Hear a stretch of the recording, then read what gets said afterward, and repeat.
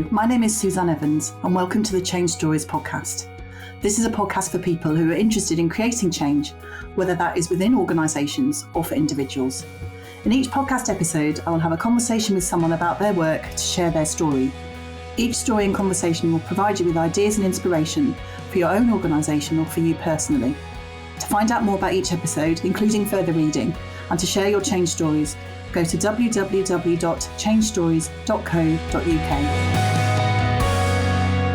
Hello and welcome to the ChangeStories podcast. It's a slightly different podcast today because I have the wonderful Susanna Liller here with me, who's going to interview me about my book, ChangeStories. I'm waving it for people who are listening rather than watching it, which is going to be published on the 12th of November. So we're going to have a conversation about the book. Susanna, I know will have lots of questions for me. So over to you, Susanna. The floor is yours. Well, thank you, Suzanne. And may I say how much this is an honor that you have invited me to chat with you about your book. So I'm thrilled to be here with you. And can I then say, congratulations. This is such an enormous undertaking and journey to get to this point, as you well know. And I know too, having published, It's a process to say the least. So congratulations. Thank you. And thank you for being here with me. It really does mean a lot. You've been such a huge supporter of my work. I think when I came on your podcast, the book was a twinkle in my eye rather than anything formal. So you've been a huge supporter throughout.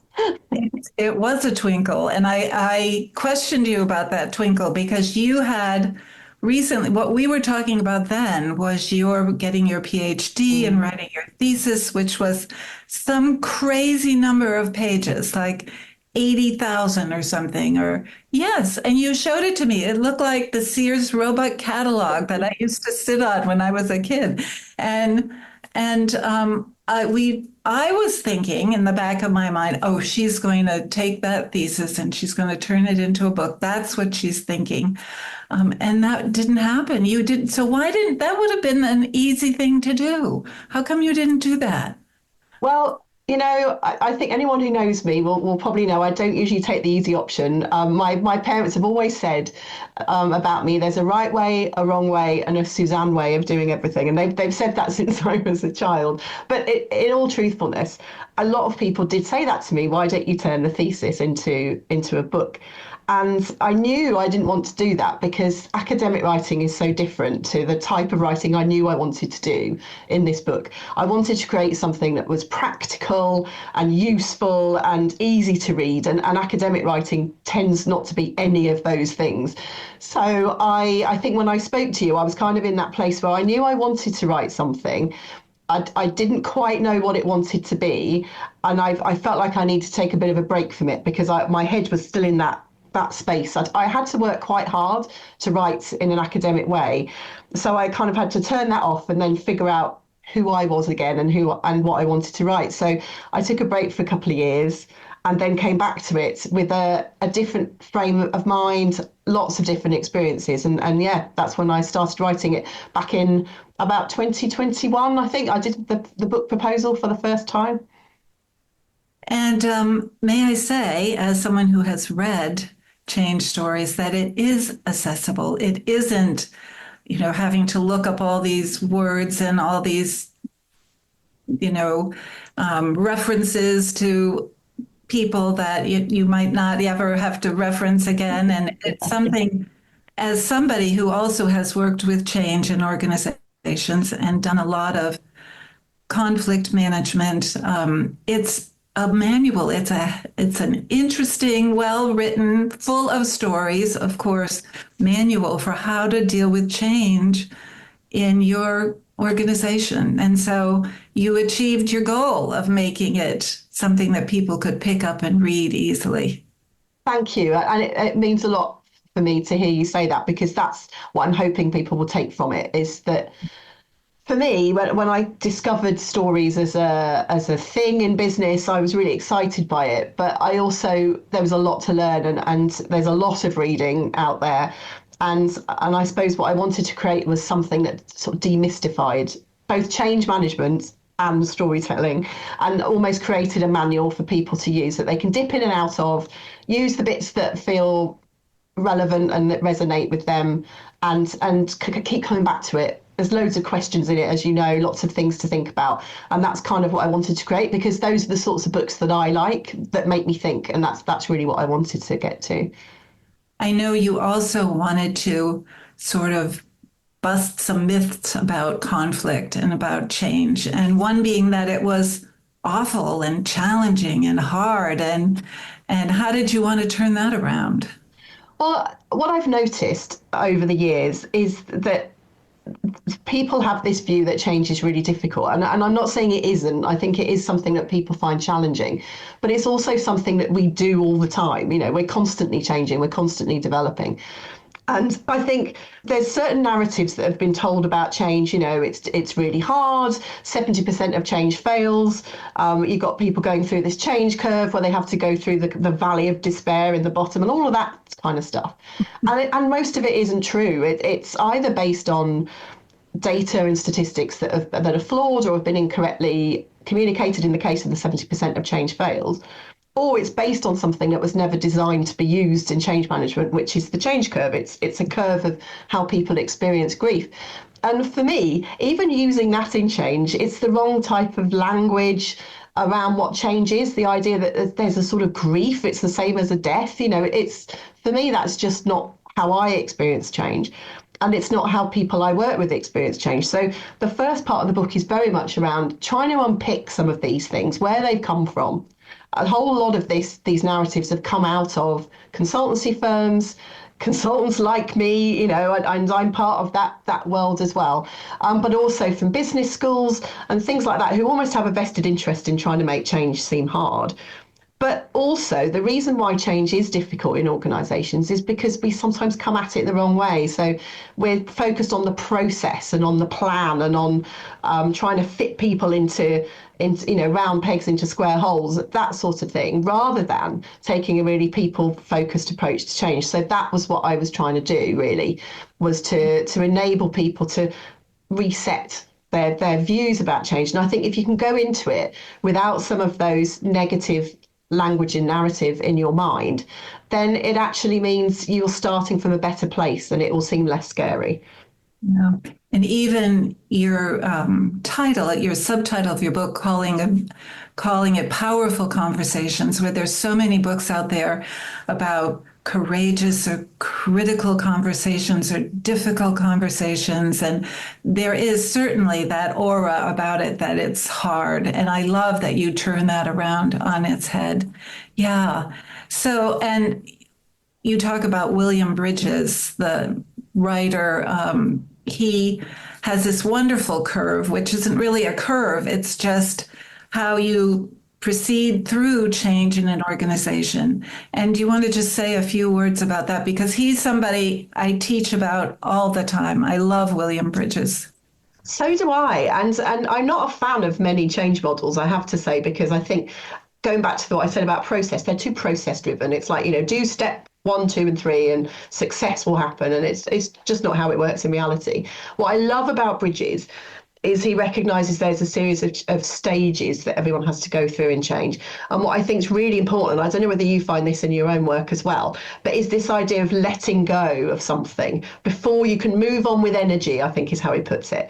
And I think in so many organisations I've worked in, there's so much focus putting on the end part of change. So let's move towards this end, rather than thinking about, well, what do we have to let go of to move forward? And I think if that isn't addressed, then it's really difficult for people to move forward with energy and optimism. And on any sort of change, whether it's a technology implementation or a change in ways of working, or even, a relatively small change, like people have to park their cars in a different place. All of these things, people have to let something go of how they used to do in the past. And it's really important to recognise that, give people a chance to honour it and talk about it before they move forward. I guess you're probably the same in your own work. Yeah, he calls it a good ending. You have to have a good ending. And his distinction that the change is something external, and the transition is what inside people go through. And everybody's different with that. You can't expect everybody to have the same reaction. So it's so much, as you say, and such a big point in your book is paying attention to the people more than to the process. And the other thing I like about your book, too, is when you talk about the consultants that come in, and there's a ream of them out there dealing with change management, and they immediately put up their PowerPoint, what they interview, they put up their PowerPoint slides, and they want to persuade and reason with people as this is what you're going through, when that never gets underneath the level of addressing the emotions. But what does is the point of your book that stories do. And you have changed that up for people. You help them tell stories instead of put together PowerPoints. Well, yeah, and I think a lot of the communications that I've seen, I'm sure you're the same, around change is it's like advocating for the change. So it's trying to persuade people why the change is a good idea, rather than actually figuring out what the issues are in the organisation that are faced by individual people and how this plan change can help them with that. So I think this idea of inquiry rather than advocacy is really important. And I think PowerPoint gets in the way sometimes of having these really honest conversations. I was really pleased that you mentioned about conversations, because for me, it's another one of those language things that makes people shy away from having really good conversations in organisations, because of this idea of difficult conversations and having to be trained to deal with a difficult conversation. And it's wrong. It puts the wrong idea in people's head. And I prefer the term uncomfortable because I think sometimes conversations can be uncomfortable, and that's okay. We should be all right with that. We're all grown-ups. We should be able to deal with it. So I think for me, it is about trying to break down some of those barriers that go around change, and just encouraging people to be more open, to listen more, to ask more questions, and to listen to the stories that are going on in the organisation around them. And you'll find out a lot about the organisation if you don't listen so much to the formal stuff that's going on and listen to the informal that's happening all around you. Yeah. You use stories, of course, in your own book when you talk about all of this. And you say, as we know, that our brains are wired for stories. And that's what we tend to remember so much more than some PowerPoint fact. And there's a story that you tell, a Sufi story that you repeat about a blanket. And can you just, because we go in there and we think, okay, we have to make things all right, and we don't really get to the bottom of it. What's the story? So the story is that, and it is a Sufi tale, you're right, and it's told in a book that I've read by Ket van der Vries, which is I think it's Organisations on the Couch. It's like a psychoanalytical view of organisations. I love it. It's a great book. But he recounts this story about how a man goes into a room and there's a lump under the rug, and he keeps trying to smooth the rug over and sort of move things around, and he can't work out why he can't get it smooth, and he starts bashing the rug, and he still can't work out why it's smooth. And finally he lifts the rug and there's a snake underneath, and because he didn't lift it up, he didn't know what was there. And I think for me, over the years, I've realised so much of my work, I'm sure probably yours too, is lifting that rug up in organisations and looking at what's underneath. And years and years ago, I did a piece of work where I was doing a restructure in an organisation, and I'm sitting there with all the organisational charts, and I'm sitting down with one of the senior managers, and we're talking about this chart, and I'm looking at it and I'm thinking, well, some of this makes no sense. Why are these departments been set up, and what are these jobs here? And I said, well, what's this person doing here? And he said, oh yeah, we had to create that role because so and so didn't get on with so and so we had to separate them.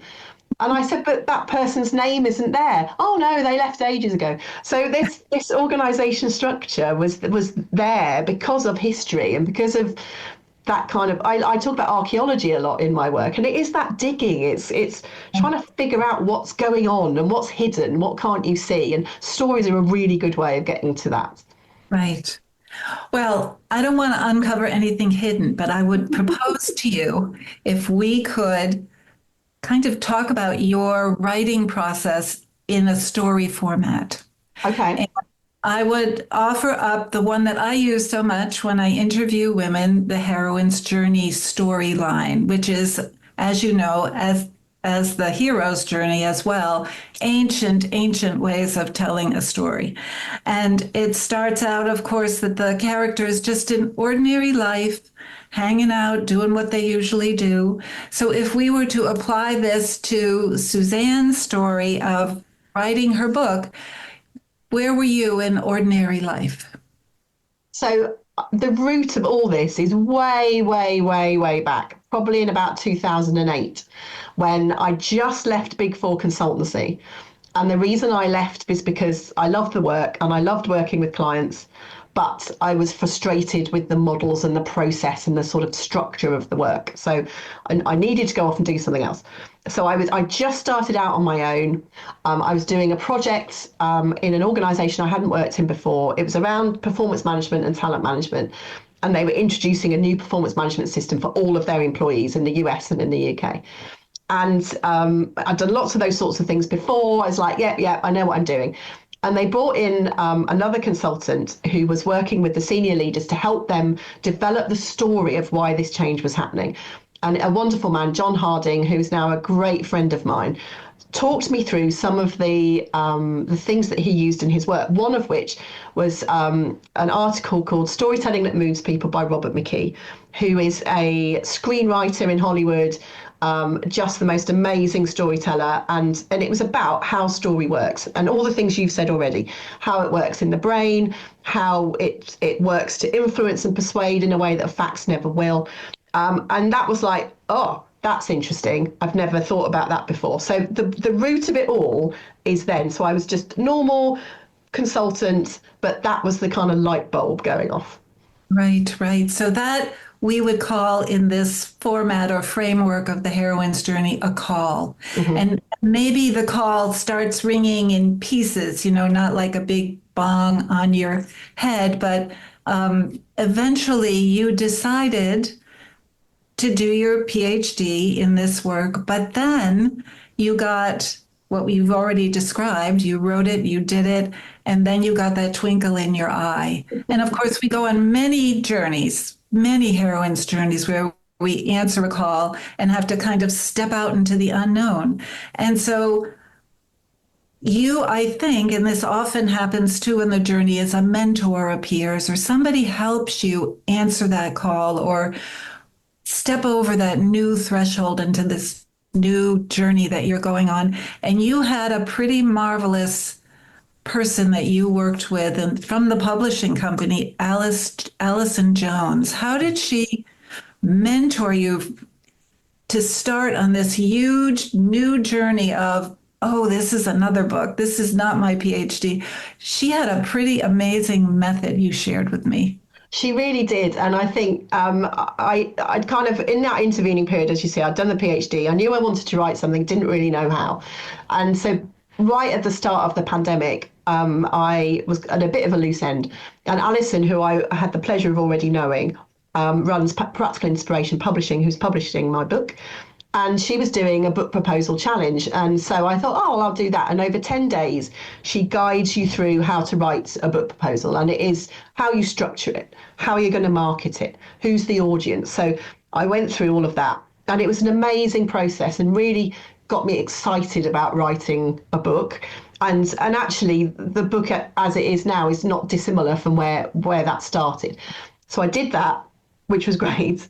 Then I got a bit afraid, I think, of writing the book because the memory of writing the thesis was still quite strong in my mind. And I let it go for a while and sat on it for about a year.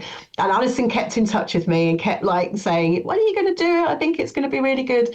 So in the end, I met up with her and she said, look, we'll do a session. I'll coach you. Let's get together. So we spent an afternoon together in a restaurant, which was empty because no one was going out. And she bought a roll of wallpaper with her and spread it out on the table. And we sat there with pens and she coached me. And I wish I knew how she did it, but she did, through the book. And so the model that's in the book, Arias, came out of that afternoon's conversation. And the structure of the book as it now is came out of that conversation. So we just sat and worked it to and fro. And then she went away, I went away, I wrote up the structure. She went off and did some research of her own about the market and what other books there were in the space, and then we came back together again, and I realized there's nothing else that does this, so I think I need to write it. And I think it was that that kind of confidence that she gave me that I could actually write it. And she repeated that throughout the process, where I started to have wobbles and I struggled with the writing. And further down the line, she said to me, look, you've written loads of stuff about this. Just copy and paste it all into a Word document and see how many words you've got. So she always talks about the tyranny of the blank page, you know, that you sit there like, I've got to write a book.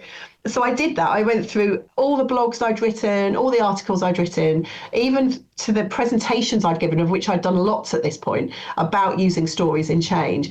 I copied all the notes, stuck it all in a Word document, and it was 20,000 words. I mean, a lot of it was repeated, but it was that kind of feeling of, oh, okay, I do know about this and I can do it. And so she's been a tremendous support through the process, as I know she is for everyone who works with her.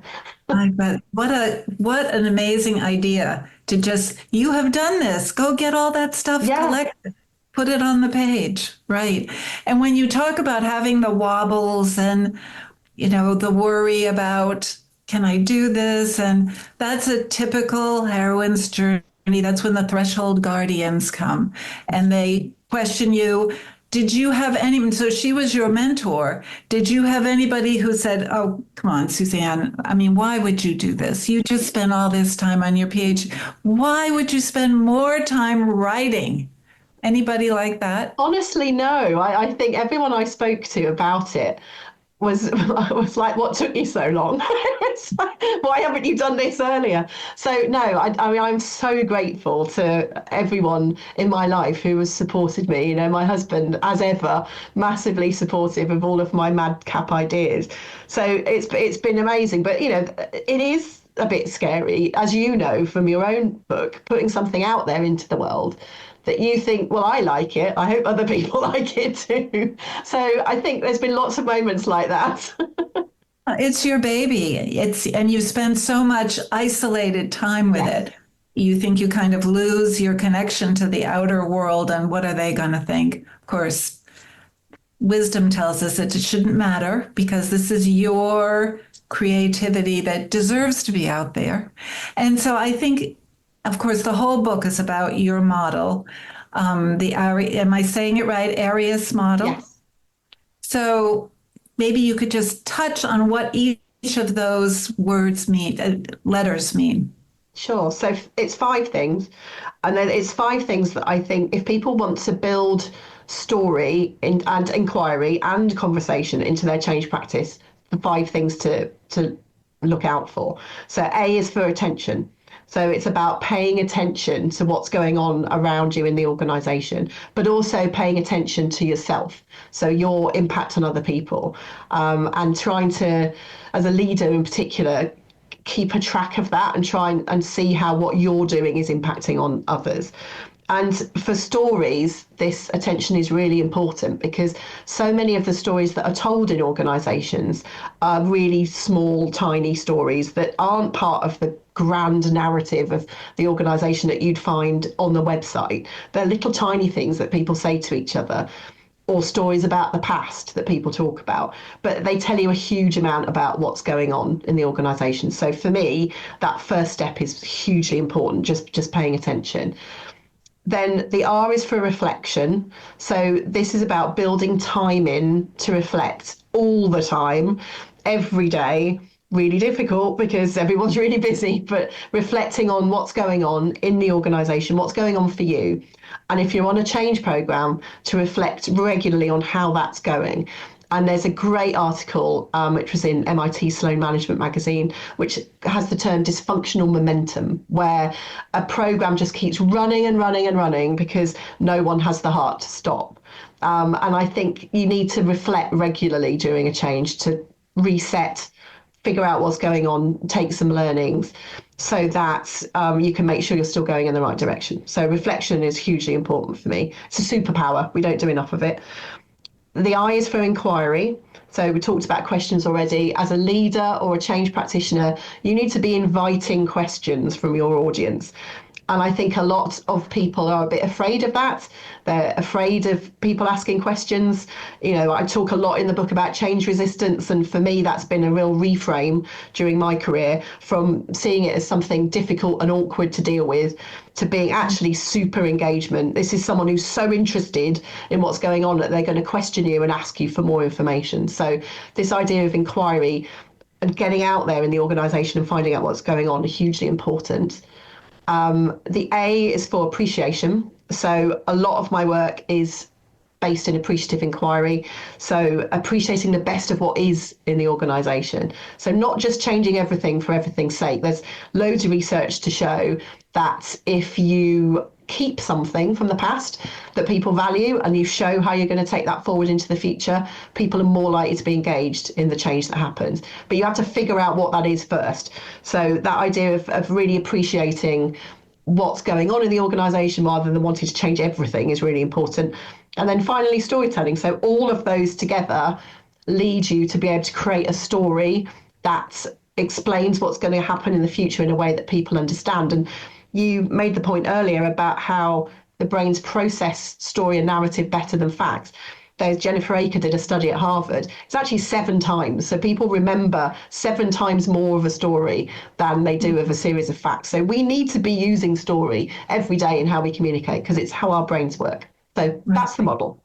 Yeah. And what I love is the book being so practical. Talk about, I mean, everybody seems, so many people now talking about storytelling and how it's so useful, but you give them this framework to work with and the model and examples, and it's right there to pick it up and use it. So it's marvelous. Okay. Back to your story, though. I'm not going to let you your story. So often on the road of adventure, where we go and we answer a call and we cross the threshold and we're out there doing whatever it is we've felt called to do, you writing this book, there can be some sort of calamity. Sometimes I call this the dragon that we meet, something you have to confront.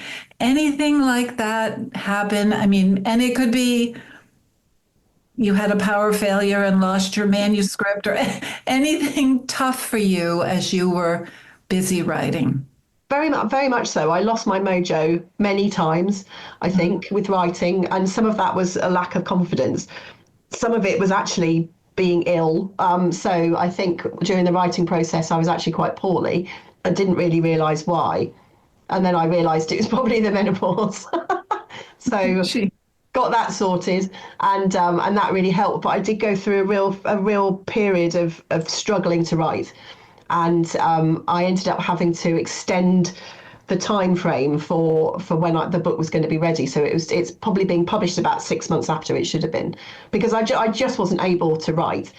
I think I had all the classic kind of brain fog, but also a huge amount of self-doubt and sort of questioning my ability to do anything. So, but again, Alison, hugely understanding, and talking to other people, other women I know of a similar age, was really helpful, but also getting some medication sorted was great. And I think once I came out of that period, I was all right. I think the other thing that I struggled with was just being busy. So whilst doing this, I've also been working the whole time. So trying to fit this in around work without spending my entire time working. So what I found really helpful was just taking myself off somewhere for a couple of days. So I booked myself into a shepherd's hut in the middle of the countryside, did some writing there with no Wi-Fi, so I could just spend a couple of days writing. I went off to a little flat by the sea that I rented whilst my daughter was doing something down there. Just spent 2 days writing, didn't even leave the flat, just sat there writing. And I also, when my husband was skiing, I went along too, just sat in a hotel writing. So I found those kind of blasts, I suppose you'd probably call it a sprint, I suppose, if you were using agile methodology, but that kind of sprint of writing really helped me get over those humps. And I think Once I got started, it actually was all right. I think it was the getting started that I found really, really difficult. But so thank you for talking and telling us about that because I think that's so helpful to people listening and maybe thinking, oh, well, she has her PhD. Of course, it was a breeze for her. And to be able to share like you did, Susanne, that no, it wasn't a breeze. I had my hard times. And that's very helpful. Thank you for people to hear, I You're believe. welcome. It was not easy. I mean, I had the same experience with my PhD where I took a year out of that because that got really difficult, and I got a coach, Rebecca, who actually is co-hosting the launch event for this book with me, and I don't think I'd have finished it without her because she just gave me that additional perspective. So I think I'd say to anyone listening, whoever's done something creative or created something new, it will not have been an easy process for anybody. Right. It's a birthing. It It truly is. is, yeah. Yeah. So, what happens at the end of the journey is you go over a return threshold. And I would offer, and see if you agree with me, that you are in the return. You are bringing your boon, your Jason had the golden fleece, and Dorothy, and I love it, of course, that you mentioned Dorothy and the Wizard of Oz in your book, because I always use that story too. But she gets the Wicked Witch's broomstick and brings it. And so often at this point, now maybe it's too early because you're in the middle of the return, you go back to your village and you share what you've learned. And I'm wondering, have you had time even to think about, well, this is what I've gained? I mean, I know you've gained a book, that's huge from your journey, but any internal lessons perhaps that these are gifts from this particular journey that I've gathered? I think you're right. I am definitely still in the middle of it, but it's been a sort of a process that started a while ago. So that the final manuscript went in April. And just before then, in March of this year, I started testing some of the concepts with willing volunteers who were happy to come along and listen to me for an hour talking about the book and then give me some feedback. And that was hugely rewarding. I think one, because people really liked it. Two, people thought it would be useful. And I've realized for me, that's a really important thing. I like to feel I'm doing something useful. But also they gave me some really interesting feedback on things that I hadn't thought about. So I think that has been a hugely rewarding. And I think it continues. So there's obviously been people who read the book early and endorsed it, of which you were one. And I think getting those comments from other people were amazing. One, because people really liked it, and that's always nice. But two, everyone had a slightly different perspective on what the book was about and what they took from it. And I think that for me was really gratifying. And I think it's given me an extra enthusiasm to get this out there into the world. So once the book's launched, it's thinking, well, what next? What do I do with this next? Where do I go with it? And I'm so passionate about the idea of people being able to use story just in their lives, because I think it's so powerful that it is exciting me to think about what happens next, and what, this book is a thing now. It's going to be out there in the world. It will have a life of its own, of which I'll have some control over it, but not that much. So actually it's thinking, well, where do I go with this next? And that's quite exciting. It's exciting. And I would think that you would know more now, though I know we're always got that self-doubt thing going that, wow, I did this. What can I not do? I mean, what's when something comes up again, maybe I'll get another call to do something similar or maybe different. I'll feel more confident that, yes, I'll answer it and know that it's about me evolving, which is what the heroine's journey is about. It's how we grow. So I just, again, kudos to you. I have sort of a personal question, sort of, and then I want to just make sure people know about the launch and give you time to talk about that. But tell me how I'll tell you first. So I zoomed into conflict, dove into it head first, became a mediator, did divorce mediation, worked with large groups within airports who were against a particular expansion of a runway, people who were really angry, did group conflict issue. I just dove into conflict, which is crazy because my background growing up, my parents didn't do conflict. They said, my beloved mother, nice people don't argue. And so she would just kind of go in a room and shut the door if they were having a disagreement. My father would go down in the basement and shut the door. I never knew how to deal with it. But then, so my healing was to dive into it. What was your family background? How did they treat conflict? Gosh, that's really interesting. I think in a healthy way. I think there was arguments, but you never went to sleep on an argument. That was always the rule. So, you would 24 hours. yeah, you would have an argument and then you'd talk about it and then you'd make up and then you wouldn't go to bed still having fallen out. So I think I grew up in an environment where it was definitely okay to have strong feelings and to be passionate about things. That was definitely something that was okay, almost encouraged. I think my parents have always encouraged me in everything. So I think, I definitely don't feel that conflict was something that was to be avoided. I mean, I think like a lot of people, it's probably something I don't necessarily feel that comfortable with. I definitely don't like the idea of someone being upset with me. That I would not like. I'd want to try and fix it, I think. Yeah. I would say my upbringing was very different from yours. But what helped me, because I immersed myself in it, one of the biggest things that helped me was Paul Charbonneau, a mediator who was kind of like my mentor, said, conflict isn't the problem. We have to have conflict, differing ideas. He said, it's how you do the conflict that's the problem. And that really helped me. But let me ask you this, one more thing. We've talked about a ton of stuff. Yeah. We didn't even talk about everything I wanted to talk about because there's so much your book helps people with and we could talk about. But how about for the people listening, if they only connect or remember one thing, what would you want them to remember? So for me, if people felt like they could introduce a tiny bit of storytelling into their practice, that would make me very happy. And we talked about PowerPoint earlier on briefly. And I'd hate for people to think I'm not a fan of PowerPoint, because I am. I like using it, and I quite like making a nice slide in PowerPoint. However, it gets in the way sometimes of good communication, and I think people they use it as a way to feel less frightened about having to communicate something. So Gar Reynolds, who I love, his book Presentation Zen is just amazing, talks about it as being in the dark side. So fear leads us to the dark side, and that leads us to bullet points, and that leads to boredom.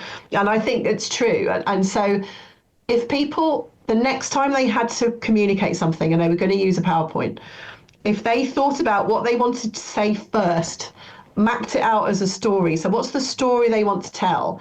How do they want people to transform having listened to what they're saying, rather than what is it I want to tell them? What is it that these people need to know? What change do I want to create through this communication? Map it all out, even on Post-it notes or bits of paper, if that makes it easier. Move it around so that you're happy with the story, so that it takes people through that kind of story arc, and then create your PowerPoints after that. If people just did that, that would make me very happy. So to use that structure, and if I can have another one as well, in corporate communication, I think people need to be open to the idea of having that turning point, that bit where things go a bit wrong, because I think often during a change, the difficult bits are glossed over because we don't want to talk about it. We don't want to upset people. Let's not talk about that thing. But the thing is, everyone will be talking about it anyway, because if you're silent on something, the story is created around that silence. So I would encourage people to deal with it head on. People don't believe communications that are like, nothing bad's going to happen, it's all going to be great. You have to be honest, and you have to have that acknowledgement that things might be difficult. But a big part of the story and why it works is because it creates emotion. So if you're able to create emotion through the story you're telling about the change, including having things in there that perhaps might be difficult, but then talking about how you're going to deal with them, that's going to be so much more engaging for people. Mm. Yeah, if there's silence and that story develops anyway, what I used to say, it's what goes under the rug, along with the snake under, and you have to pull it out and shine the light on it and say, let's talk about this stuff. But yeah, so this is wonderful. This is brilliant. Your book, Susanne, is brilliant and needed. Oh my goodness. In today's world, more than ever. More than ever. I think your timing with all those times out in those wonderful places where you were writing, your timing was right. This is the time for your baby to be born. So thank you for writing it. So the book is published on the 12th of November by Practical Inspiration Publishing. It's available on Amazon in hardback and paperback. And the ebook will be available on Amazon on the 11th of November, so the day before, for 99p or 99 cents. So I will be writing lots of messages on that day, encouraging people to buy it. So it's available then, but you can pre-order it now. It's already available. Exciting. It's wonderful. What a wonderful event. What a wonderful way to introduce your book to the world. And I want to just read the full title of it. ChangeStories: How to Have Powerful Conversations, Tell Inspiring Stories, and Build Engagement for Transformation. And that's what we're about, transformation. That's what we want. So thank you. And thank you from the bottom of my heart for inviting me to talk to you about it today. I have enjoyed it immensely, Susanne.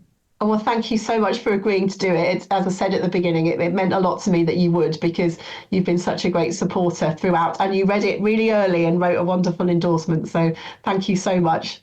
You're very welcome. I'm a believer. Well, you see, that's what we've got to create for everybody. Thank you so much for listening to this episode of the Change Stories podcast. I love this conversation and I hope you did too. Thanks as ever to my wonderful guests and to Pete Morgan at Monkey Pants Productions for making the podcast sound amazing. If you want to find out more about this or any other episodes of Change Stories, go to www.changestories.co.uk, where you will find all the episodes and show notes. If you have enjoyed listening, please rate and review the Change Stories podcast on your podcast listening platform. And do please let me know if you have ideas or requests for future episodes. You can contact me and find out more about change and storytelling on my website, www.feldsparconsulting.com. Thanks again for joining in with the Change Stories conversation.